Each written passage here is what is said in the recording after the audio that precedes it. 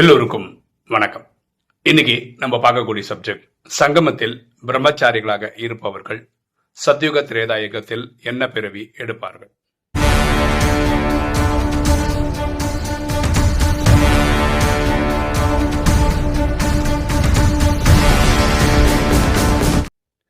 ஒரு ஆத்மா அவரோட புரிதலா இப்படி சொல்றாரு.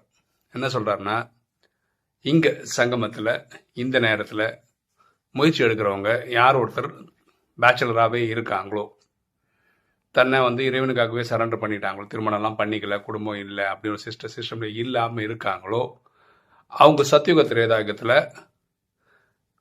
திரேதாயுகத்தோட கடைசி பிறகு தான் வருவாங்க. இது அவரோட பார்வை. அவர் என்ன சொல்றாருன்னா, சத்தியுகம் திரேதாயுகம் குடும்ப மார்க்கம். ஸோ குடும்ப மார்க்கத்துக்கு போகணும்னா இங்கே சங்கமத்தில் குடும்பத்தில் இருந்திருக்கணும், மனைவி குழந்தைகள் இந்த செட்டப்போட இருந்திருக்கணும். இவங்க தான் அங்கே ஃபிட்டாக இருப்பாங்க. இங்கே பிரம்மச்சாரியாக இருக்கிறவங்க திரேதாயுகத்தோட கடைசி பிரிவுக்கு வந்துட்டு துவாபரயுகத்தில் சன்னியாசி மார்க்கம் வரும் பார்த்தீங்கன்னா, அப்போ பெரிய பெரிய பதவியோடு போவாங்க. இவங்க சத்தியுக திரேதாயுகத்தில் பெரிய பதவி எடுக்க மாட்டாங்க. இது இவருடைய புரிதல் சொல்கிறார். இவர் யாருக்கெல்லாம் சொல்கிறாருன்னா, சரண்டர் சிஸ்டர் சரண்டர் பிரதர் வரைக்கும் இப்படி தான் இருப்பாங்க. ஏன்னா இவங்களுக்கு அங்கே குடும்ப மார்க்கத்தில் போகிற அளவுக்கு அவங்க தயாரானவங்க கிடையாது அப்படின்றது அவருடைய பார்வை. ஓகே, இவருக்கு இந்த ஆத்மாவுக்கு தான் நம்ம இந்த வீடியோவில் பதில் சொல்ல ட்ரை பண்ணுறோம். ஃபர்ஸ்ட் ஆஃப் ஆல் நம்ம புரிஞ்சுக்க வேண்டிய விஷயம் என்னென்னா, இங்கே சங்கமத்தில் பிரம்மச்சரியம் கடைபிடிக்கிறதுக்கான காரணம் என்ன? தூய்மை. ரெண்டாவது, நம்ம எல்லாருமே யாரெல்லாம் இங்கே முயற்சி பண்ணுறாங்களோ எல்லாருக்குமே 63 ஜென்மத்துடைய பாஸ்ட் இருக்குது. அதாவது துவாபர கலியுகத்தில் பாவம் பண்ணி வச்சுருக்காங்க. அதை அழிக்கிறதுக்கு இருக்கிற கொஞ்ச நாளில் ரெடி ஆகணும். ஒருவேளை பேச்சுலராக இருக்கும்போது ராஜயோகம் நாலேஜ் கிடைக்குதுன்னு வச்சுக்கோங்களேன், அவர் போய் திருமணம் பண்ணிக்கிட்டு அப்புறம் மனைவிக்கு கான்சன்ட்ரேஷன் பண்ணி அவங்க குழந்தை பிறந்த குழந்தைங்களுக்கு லைஃப் கான்சன்ட்ரேட் பண்ணி இப்படி டைம் எல்லாம் நிறைய இடத்துக்கு கொடுத்துக்கிட்டே இருந்தான்னா புருஷார்த்தம் பண்ணுறதுக்கு பாவத்தை அழிக்கிறதுக்கான டைமு இல்லாமல் போயிடும். அதனால இந்த ஒரு பிறவி கடைசி பிறவியில் 100க்கு 100 பாஸ் ஆகணுன்றதுக்காக பிரம்மச்சரியம் கடைபிடிங்க அப்படின்னு பரமாத்மா ராஜயோகம். ஸோ பரமாத்மா சொன்னதுனால தான் இவங்க அப்படியே வாழ்ந்துடுறாங்க. ஸோ பரமாத்மா சொன்னதை கடைபிடிச்சதுனால நீங்கள் அங்கே சத்தியுகம் திரேதாயுகம் வரமாட்டீங்க, துவாபரத்துக்கு அப்புறம் தான் நல்லா பதிவு எடுப்பீங்கன்னு சொல்கிறது நியாயம் கிடையாது. ரெண்டாவது, இங்கே இந்த விஷயம் நீங்கள் புரிஞ்சுக்கணும், ஒவ்வொருத்தரும் புரிஞ்சுக்கிட்டா நல்லது. அதாவது ஒருத்தர் பேச்சுலராக இருக்காரு, பேச்சுலராகவே இருந்து சரீரம் விடுறாருன்னு வச்சுக்கோங்களேன். இப்படி இருக்காங்க கொஞ்சம் பேர். சில பேர் திருமணம் பண்ணிக்கிறாங்க, ஆனால் அவங்களுக்கு குழந்தை இல்லை, கணவன் மனைவியாக ட்ராவல் பண்ணி சரீரம் விடுறாங்க. சில பேர் திருமணம் பண்ணிக்கிறாங்க, குழந்தையும் பார்த்துக்கிறாங்க, அப்படி ட்ராவல் பண்ணி போகிற மாதிரி இருக்கு. இப்படி 3 டைப் ஆஃப் ஆத்மாக்கள் இருக்க தான் செய்கிறாங்க உலகம் ஃபுல்லாக. இதுக்கு என்ன அர்த்தம் அப்படின்னு பார்த்தீங்கன்னா, இவர் போன பிரிவில் அந்த கார்மிக் அக்கௌண்ட்ஸ் எல்லாம் முடிச்சிட்டார். யாரு? ஒரு பேச்சுலர்ன்றவருக்கு மனைவி குழந்தைகள் இந்த மாதிரி கணக்கு வழக்கெல்லாம் போன பிரிவோட முடிச்சிட்டாரு. அதனால இந்த பிரிவில் அவர் பேச்சுலராகவே கண்டினியூ பண்ணுறாரு. இதான் அர்த்தம். கணவன் மனைவியாக இருக்காங்க, குழந்தை இல்லைன்னா குழந்தைன்ற கணக்கு வழக்கெல்லாம் போன பிரிவில் அவங்க முடிச்சிட்டாங்க. அதனால தான் இப்போ கணவன் மனைவியாக மட்டும் இருக்காங்க, அப்படி ட்ராவல் பண்ணுறாங்க. இங்கே கணவன் மனைவி குழந்தைங்களோட செட்டப்போட இருக்காங்கன்னா அவங்களுக்கு கர்ம கணக்கு இருக்குது, முடிக்க வேண்டி இருக்கிறதுனால குடும்பத்திலே இருந்துக்கிட்டு மனைவி குழந்தைங்களையும் பார்த்துக்கிட்டு அப்படியே ராஜயோகத்தையும் ப்ராக்டிஸ் பண்ணிட்டு போகிறாங்க. இதுதான் அதோடைய புரிதல். ஓகேவா? ஸோ அதனால் இங்கே பிரம்மச்சரியாக இருந்தால் அங்கே சத்தியுகம் திரேதாயுகம் அன்ஃபிட்டு. ஏன்னா அது குடும்பம் மார்க்கம், அதனால் அவங்க அன்ஃபிட்டு. அவங்க துவாபர கலியுகத்தின் காலத்தில் இந்த பிரம்மச்சரியம் ஆதி சன்னியாசிகள் காலம் வரும் இல்லையா, அப்போ பெரிய பெரிய பதவிகளை வருவாங்கன்றது ஒரு தவறான புரிதல்.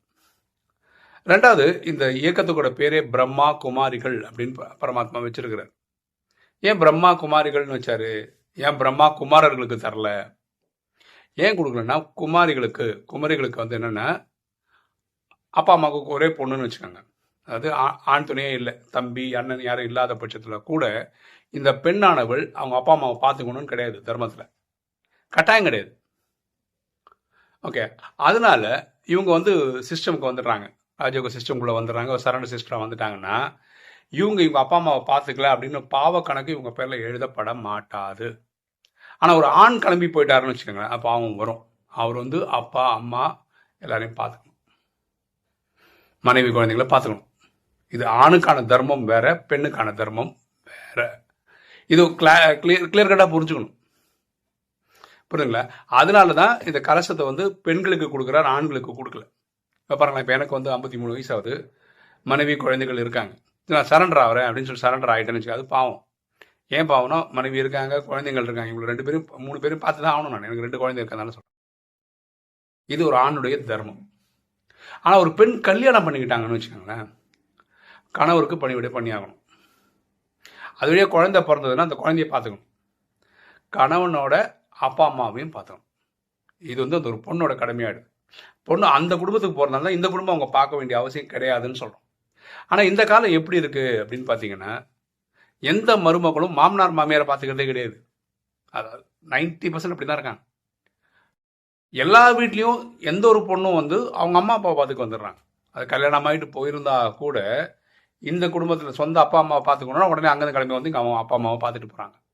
ஆக்சுவலாக இவங்க அப்பா அம்மாவை பார்க்க வேண்டியது வந்து இவங்க சகோதரருடைய ஒய்ஃபும் தான் பார்க்கணும். ஆனால் அவங்க பார்க்கறது கிடையாது. அவங்க வந்து அவங்க அப்பா அம்மாவை பார்க்க போயிடுறாங்க. ஏன்னா அவங்க புரிதல் அப்படி இருக்குது.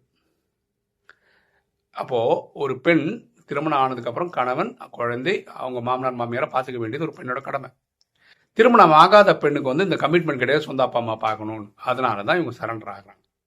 இந்த சரண்டர் ஆகுறதே வந்து பரமாத்மா மேலே இருக்கிற அதீதமான அன்புனால தான் வராங்களே தவிர அவங்க வந்து பேச்சுலராக வாழ்ந்துருவோம், அந்த கமிட்மெண்ட்டில் போய் மாட்டிக்க வேணாம், அந்த இதெல்லாம் கிடையாது. 63 ஜனமும் பாவம் அழிக்கிறோன்றதுக்காக தான். எனக்கு வந்து இந்த நாலேஜ் கிடைக்கும் போது எனக்கு 38 வயசு, ஓகேவா? அப்போவே எனக்கு திருமணம் ஆகி 2 குழந்தை இருக்குது. அதுக்கப்புறம் தான் இந்த நாலேஜ் வருது. சப்போஸ் எனக்கு ஒரு 28 வயசில் காலேஜ் இந்த நாலேஜ் கிடச்சிருந்தேன்னா நானும் திருமணம் பண்ணாமல் குழந்தைகள் எல்லாம் இல்லாமல் வாழ்ந்துருப்பேன். எனக்கு வந்து கர்ம கணக்கு இருக்குன்றதுனால மனைவி குழந்தைகள் ஆனதுக்கப்புறம் நான் சிஸ்டமில் வரேன். இதுதான் அதோடைய புரிதல். இல்லைன்னா வந்ததுக்கப்புறம் இனி ஒரு குழந்தைக்கு முயற்சி பண்ணுவாங்க பார்த்தீங்களா, அந்த மாதிரி பண்ண மாட்டோம், பண்ணுறது இல்லை, ஓகேவா? ஸோ யாராவது இப்படிலாம் புரிஞ்சுக்கிட்டீங்கன்னு வச்சுக்கலாம், இங்கே பேச்சுலரு சத்தியகம் தெரியாதவங்க வந்து குடும்பமாக இருக்கும், அதனால் பேச்சுலருக்காகவும் அங்கே வரமாட்டாங்கன்னு நினச்சிங்கன்னா அது உங்கள் பார்வை தவறானது. அதை நீங்கள் தயவுசெய்து மாற்றிக்காங்க. அதே மாதிரி பேச்சுலராக இருக்கிறது பரமாத்மா சொன்னதை கேட்டு கடைப்பிடிக்கிறாங்க, ஸ்ரீமத்ன்ற பேரில் கடைப்பிடிக்கிறாங்க. அதனால் அதை வந்து கடைப்பிடிக்கிறதுக்கு வந்து தண்டனைன்னு சொல்லி துவாபரத்துக்கு அப்புறம் வாங்கன்னு சொல்கிறது கரெக்டாக இருக்காது, அப்படி கிடையாது. இவங்களும் நல்ல பொசிஷனில் வருவாங்க, போஸ்டிங்கில் வருவாங்க. எகெயின் பரமாத்மா சொல்ல ஸ்ரீமத்தை ஃபாலோ பண்ணிடணும், சேவை பண்ணிடணும், எல்லாம் பண்ணிடணும். அவங்க அப்போ தான் கிடைப்பாங்க. சும்மா சரண்டர் சிஸ்டர் சரண்டர் பிரதர்னு வந்து உட்காந்துக்கிட்டு ஒன்றுமே பண்ணாமல் வரக்கூடிய டொனேஷனில் குடும்ப வாழ்க்கை ஓடின்னு இருந்தாங்கன்னு வச்சுக்கோங்களேன், இவங்களுக்கு பதவிகள் குறைஞ்சிடும், பிறவிகள் குறைஞ்சிடும், அது வேற கதை. ஆனால் இவங்க வரவே மாட்டாங்க சத்தியகுதிரைன்னு சொல்கிறது கரெக்டு கிடையாது. ஓகேவா? ஸோ யாராவது இந்த மாதிரி வித்தியாசமான சிந்தனைகளோடு இருக்கீங்கன்னா அதை மாற்றிக்கிறது நல்லது. இது கிளாரிஃபை பண்ண வேண்டியது என் பொறுப்புன்றதுனால இது ஒரு வீடியோவாக போட்டு நம்ம எக்ஸ்பிளைன் பண்ணுறோம். ஓகே, இன்னைக்கு வீடியோ உங்களுக்கு பிடிச்சுன்னு நினைக்கிறேன். லைக் பண்ணுங்கள், சப்ஸ்கிரைப் பண்ணுங்கள், ஃப்ரெண்ட்ஸ் சொல்லுங்கள், ஷேர் பண்ணுங்கள், கமெண்ட்ஸ் போடுங்க. தேங்க்யூ.